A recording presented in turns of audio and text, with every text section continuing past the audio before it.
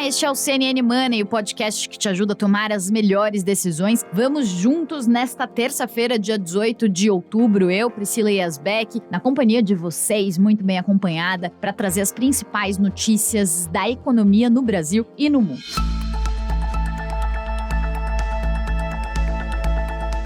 Bom, vamos falar sobre política, sobre economia, que é o assunto do momento, enquanto os candidatos à presidência evitam falar sobre ajuste fiscal e outras propostas para arrumar as contas públicas. Um dado ontem acendeu o alerta e foi um choque de realidade para o mercado e para os economistas de forma geral. A prévia do PIB do Banco Central veio bem pior que o esperado e mostrou que o PIB recuou mais de 1% em agosto, quando a expectativa era de uma queda de menos de 0,5%. Então, mais especificamente, as perspectivas do mercado eram de uma queda de 0,3% a 0,5% no IBCBR, que é essa prévia do PIB do Banco Central. Lembrando que o IBGE, ele traz o PIB trimestral. Então, o IBCBR, ele faz uma leitura mensal. É como se fosse o PIB do Banco Central e com uma periodicidade menor. Então, uma captura ali do dado do PIB mês a mês. E aí, o que ele mostrou é uma queda de 1,13%, que foi bem pior do que a queda projetada, que era então de 0,3% a 0,5%. O que os economistas disseram sobre esses dados? Falaram que os juros altos podem já começar a ter mostrado o seu efeito completo na economia, estão começando a mostrar mais o seu efeito completo na economia, tem desaceleração global também que acaba afetando aqui o nosso cenário, mas também alguns economistas com quem eu conversei falaram sobre uma questão de efeito sazonal, né? Então, sobre uma questão de que o que é um efeito sazonal? Quando, por exemplo, tem o dado de atividade econômica do Natal e também, por exemplo, do Carnaval, que eles acabam sendo afetados por uma data de feriado, o que os economistas fazem? Eles tentam tirar esse efeito sazonal, esse efeito que é mais gerado por causa daquele momento, daquele feriado, para conseguir fazer uma leitura mais aprofundada se a economia está conseguindo crescer de forma estrutural mesmo ou não. Então, o que alguns economistas falaram é que esse efeito sazonal e a leitura do que está acontecendo com a atividade econômica ficou mais complexo depois da pandemia, porque teve muito fechamento de atividade, depois reabertura, isso acabou trazendo uma complexidade maior para a leitura dos dados. Então, alguns economistas falaram que talvez o IBCBR ele não esteja captando por completo o que está acontecendo de forma precisa com a atividade econômica. É importantíssimo fazer essa ressalva aqui. Alguns economistas falaram isso, falei com o Nicolas Borsoi, que é economista-chefe da Nova Futura, ele falou isso, também o Gabriel Barros da Rio Asset, os dois fizeram essa mesma leitura. Mas, dito isso, esse dado também mostra e deixa muito claro, diz em alto e bom som, que o segundo semestre vai ser mais difícil do que o primeiro semestre. E 2023, então, nem se fala. Então, já é um dado que começa a trazer aquela cara do que os economistas estavam falando, que o segundo semestre vai ser mais difícil que o primeiro, mas ainda assim, as perspectivas para o PIB fechado de 2022 continuam sendo de uma alta de quase 3%, bem acima das projeções lá do começo do ano, que eram de uma alta de 1,5%, 2%. Então, tem uma perspectiva ainda positiva, até por causa do que eles chamam de efeito carrego, né? Então, que é um efeito de um primeiro semestre bom, um mês de julho com uma leitura do IBCBR acima de 1%, quase em 2%, então que ajuda bastante a nossa economia. Então, com esse efeito carrego, o fato de o primeiro semestre ter sido muito bom, ele já traz uma perspectiva positiva para o ano todo de 2022. O que fica de alerta é para o ano de 2023, claro, né? Então, a gente já tem uma previsão de desaceleração da economia para cerca de 0,5%. Aliás, ontem o Boletim Focus do Banco Central melhorou as suas expectativas para o PIB. De 0,59% crescimento previsto para o ano que vem. Estava ali mais perto de 0,50%, 0,5%. Agora já está mais perto de 0,6%. Então, a leitura ainda é de uma retomada forte para esse ano, uma desaceleração. Retomada forte não, né? Mas uma retomada forte no sentido de que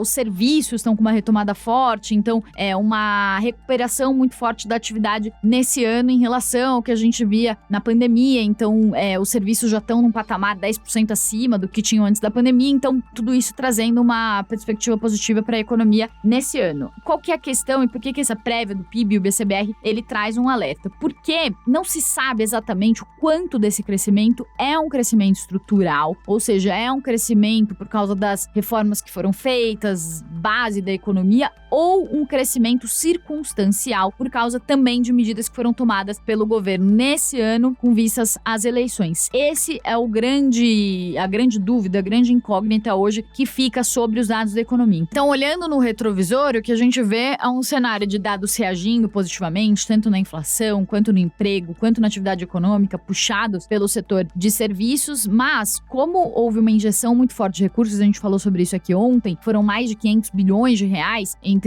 auxílio emergencial e algumas outras medidas, todo esse estímulo que veio para a economia, ele pode estar inflando os resultados nesse momento. Então, isso traz um temor também do que está por vir quando esses estímulos não fizerem mais efeito. E o pior é que, quando esses estímulos não fizerem mais tanto efeito, ou passar o efeito inicial desses estímulos, esse cenário vai se casar com um cenário de desaceleração muito forte da economia global, que a gente também tem destacado bastante aqui. E aí, casando com o que eu falei no início aqui na abertura sobre a questão política, isso também se combina com o cenário político que a gente está vendo, que é um cenário de indefinição completa por causa das eleições. E mais que isso, os candidatos que foram para o segundo turno, né, no caso agora Bolsonaro e Lula, né, antes eu falava isso, os candidatos que estão à frente das eleições, mas agora já temos a definição de que são Bolsonaro e Lula. Os dois, eles estão evitando falar de detalhes, né, Lula talvez um pouco mais que Bolsonaro, Lula não fala quem vai ficar à frente da economia, porque fez muitas alianças, então as alianças políticas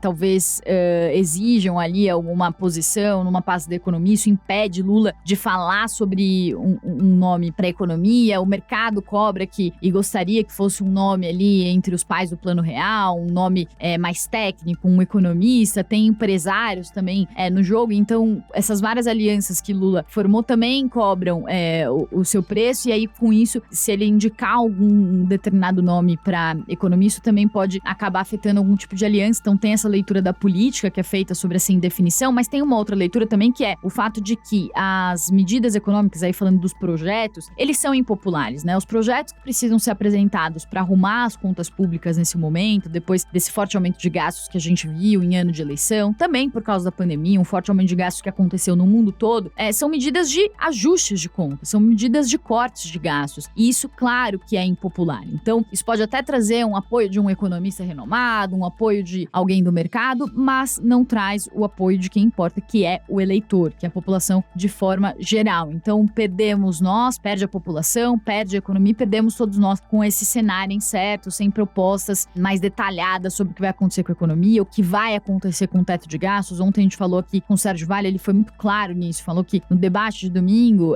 o que os candidatos falam para a economia acaba sendo muito vago. Eles não falam, eles falam das promessas de mais auxílio, de auxílio em R$600 no ano que vem, mas não falam sobre como vão mexer com o teto de gastos, né? Já se sabe que vão ter que mexer, porque as promessas das campanhas não cabem dentro da regra que impede o avanço das despesas acima da inflação. Então, eles vão ter que mexer de alguma forma, né, no teto de gastos, não se sabe como. Então, isso adiciona mais incerteza a esse cenário que já é bastante complexo. Então, resumindo, o ano de eleição é um ano muito ruim para a economia, via de regra, né? Claro que tem exceções, mas via de regra é um ano ruim para a economia, porque um ano de eleição é um ano de aumento de gasto, é um ano de indefinição, é um ano de muitas promessas e poucos planos de como cumprir essas promessas, poucos planos concretos. Ainda mais numa eleição como a eleição atual, né? Eu tava conversando com o Gabriel Barros ontem, ele tava falando exatamente isso. Nunca se viu uma eleição, na opinião dele, com um debate tão pobre de ideias, porque com esse debate mais histriônico, com essa agressão, que um fez, o que o outro fez, o que um deixou de fazer, o que o outro deixou de fazer, as propostas acabam se perdendo. Então, eu até perguntei pra ele, mas não foi sempre assim? Ele falou,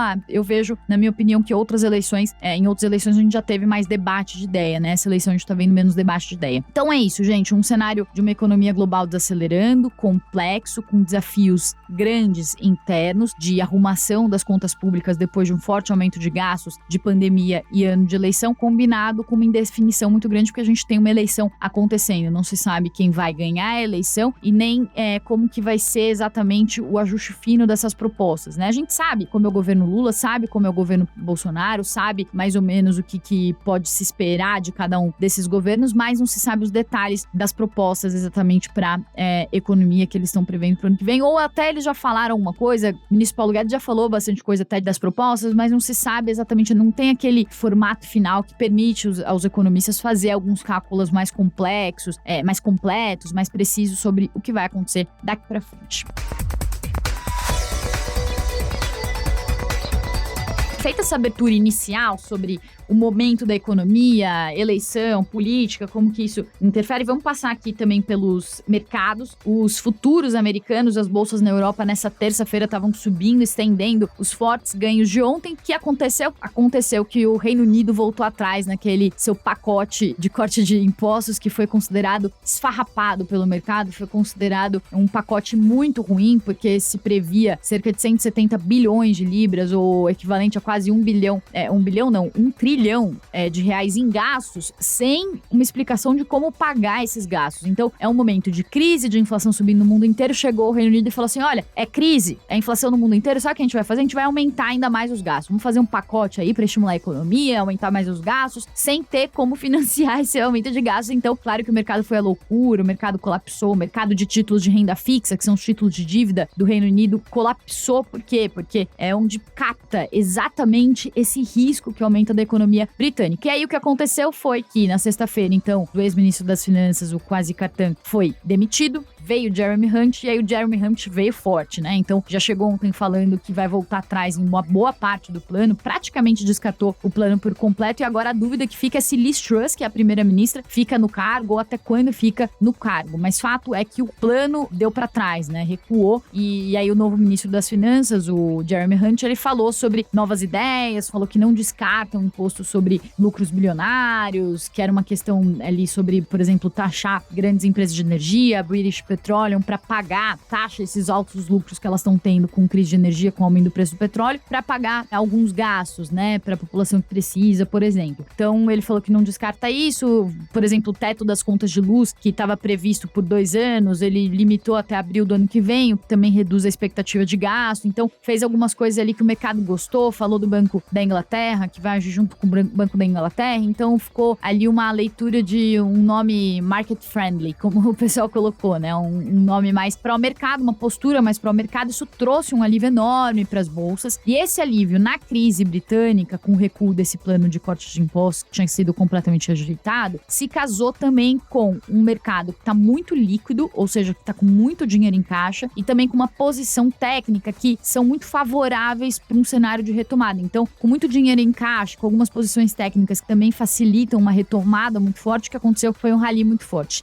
E isso também se casa, então, tem essa questão mais técnica e a questão de muito dinheiro em caixa, tem a questão da crise do Reino Unido, que deu uma boa aliviada, e tem um terceiro ponto também, que é o início da temporada de balanços nos Estados Unidos. O Bank of America reportou resultados acima do esperado, e com os fundos, né, os investidores com muito dinheiro em caixa, esperando esses bons resultados, vem aí um dos primeiros resultados relevantes, vem positivo, traz um otimismo também adicional e faz os investidores e os fundos que estão com dinheiro em caixa quererem ir às compras. Então tá com o dinheiro fácil ali, junta fome com a vontade de comer, né? Então tá com o dinheiro em caixa, vem notícias positivas, então isso gerou um rally pro mercado ontem. E teve também o Morgan Stanley, que é um dos bancos mais negativos, né, mais pessimistas do mercado, dizendo que o S&P, que é um dos principais índices da Bolsa Americana, pode bater 4.150 pontos. Hoje tá perto de 3.600 e pode, porque justamente o Morgan Stanley acredita num rally aí no curto prazo, então isso motivou bastante os mercados. E aí vale passar também só por Ásia para dizer que as bolsas de Tóquio e Hong Kong fecharam em alta, acompanhando Nova York. Xangai caiu, mas caiu pouco, 0,13%.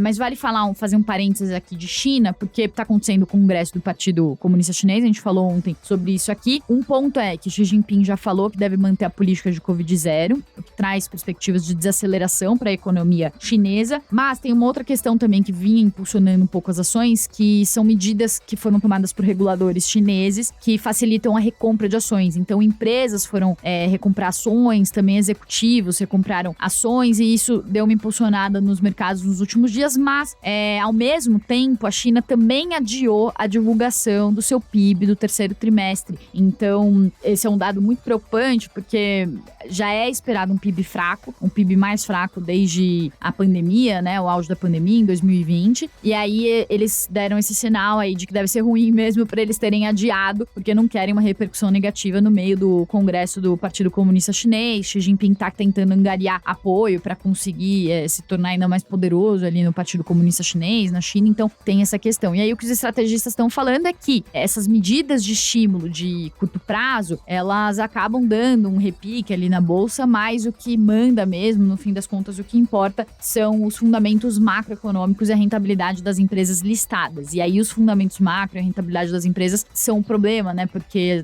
tem muitas empresas que estão sofrendo com a questão da crise imobiliária, tem regulação dos Estados Unidos, restrição em relação à importação de tecnologia, a exportação de tecnologia para a China, tem também a questão, claro, essencial, que é a desaceleração da economia chinesa, que nesse ano deve crescer cerca de 3%, que deve ser o menor crescimento, o segundo menor crescimento da China, só perde para o crescimento de 2% no ano da pandemia, em 2020, mas o segundo menor crescimento da China em décadas, ou pelo menos desde que começou a contagem atual, né, ou a metodologia atual do PIB chinês em 92. Bom, o último assunto que eu queria colocar aqui é da nossa bolsa brasileira aqui, então o Ibovespa ontem fechou em alta de 1,38%, não tá mais com aquele impulso de commodities, de mercados emergentes que a gente estava vendo antes, as coisas meio que vão se equilibrando também, então fica mais positivo para os mercados avançados, relativamente menos atrativo talvez para os mercados emergentes, então o Ibovespa subiu em 38%, enquanto alguns índices americanos subiram mais de 3%. Mas queria trazer aqui de destaque duas notícias que dizem respeito à Natura e à Vale. Então a Vale divulgou sua prévia operacional, reportou um aumento de 1,1% na produção de minério, e aí ontem as ações, os ADRs da Vale, que são os recibos das ações negociados na Bolsa de Nova York, subiram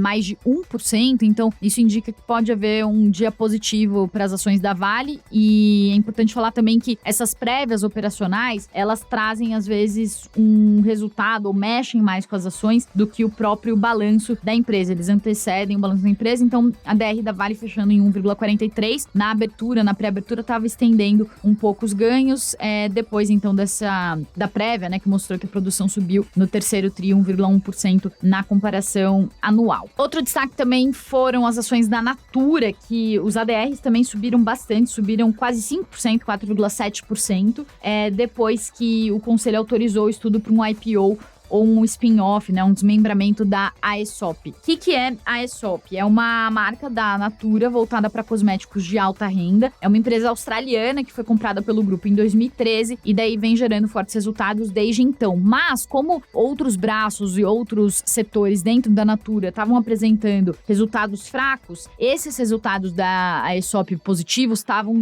sendo dragados por esses outros setores. Então, a notícia foi bem recebida pelo mercado, a notícia de que esse negócio pode ser desmembrado, então isso impulsionou os ADRs ontem, as ações devem subir hoje muito provavelmente. Então esses são dois destaques por aqui, também vale falar que as maiores altas foram ações de turismo, CVC, com a revisão para baixo da inflação brasileira, também o recuo do dólar, com a redução da aversão ao risco lá fora. A CVC também anunciou um programa de fidelidade, o Clube CVC, que foi bem recebido, e a Embraer também subiu bem, subiu mais de 6%, a Azul subiu bem também, 6%, pelo mesmo motivo da CVC, mas a Embraer também, depois do anúncio de que uma das subsidiárias da Embraer conseguiu uma linha de crédito de 630 milhões de dólares. É uma empresa que usa muito capital intensivo, então quando tem alguma notícia boa relacionada a financiamento, etc., isso também impulsiona as ações. E aí, na outra ponta, as maiores quedas, MRV caiu mais de 11%, depois de dados prévios do terceiro trimestre que foram considerados fracos pelo mercado. Também houve alguns bancos que baixaram a recomendação para as ações da empresa, isso acabou afetando a MRV. A Braskem também realizou um pouco de lucros, caiu 3,5%, depois subiu 30% na semana passada com aquela oferta da Apollo, então a ação vinha subindo bastante, dá uma corrigida. E o Fleury anunciou a emissão de ações, então também acabou tendo uma percepção ruim do mercado, que tá vendendo ações para conseguir fazer frente à combinação de negócios com a Hermes Pardini. E é isso, pessoal. Falamos aqui bastante. Hoje a gente teve um problema técnico com entrevista, então a gente não trouxe sonora, então sobrou aqui eu falando bastante tempo aqui com vocês. Mas vão passando seus feedbacks, mandem mensagens no Instagram que a gente acompanha tudo e gosta muito de saber as críticas e opiniões de vocês também. O CNN Money de hoje fica por aqui. Desejo a todos uma ótima terça-feira. Até amanhã. Tchau.